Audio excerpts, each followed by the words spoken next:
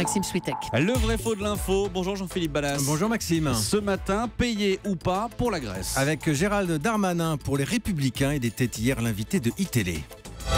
Les Français, les Allemands doivent arrêter de payer. Je rappelle qu'il y a plus d'Allemands sous le seuil de pauvreté qu'il y a de Grecs.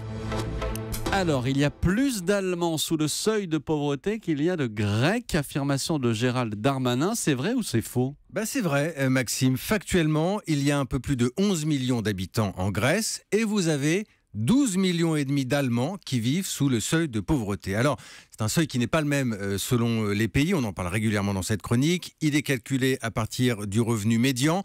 Et en Allemagne, le seuil de pauvreté se situe aux alentours de 980 € par mois. C'est un petit peu plus chez nous. C'est vrai qu'on peut comprendre les Allemands qui n'ont pas forcément envie de payer pour les autres. Certes, Maxime, mais il y a quand même un peu de mauvaise foi à ne citer que ces chiffres. Parce qu'on parle ici en valeur absolue, mais la photo n'est plus du tout la même quand on regarde les proportions. En Allemagne, les personnes qui vivent sous le seuil de pauvreté représentent un peu plus de 16% de la population. Il y a 80 millions d'habitants là-bas.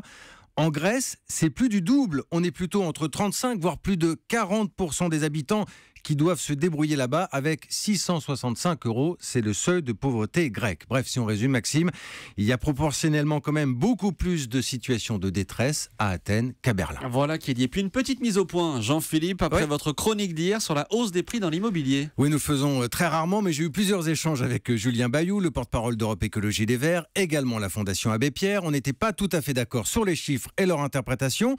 Je tiens malgré tout à préciser que leur bonne foi, leur sérieux, leur investissement ne sont pas du tout remis en cause ici. La Fondation et Julien Bayou s'appuient sur des chiffres de l'INSEE, sérieux, comme nous le faisons souvent ici nous-mêmes. Simplement, il y a beaucoup d'indicateurs quand on parle d'immobilier. Difficile, encore une fois, d'avoir une vision globale et pertinente. Et puis, on a le droit aussi de ne pas toujours être d'accord. Oui, on a le droit. Merci beaucoup Jean-Philippe Ballas.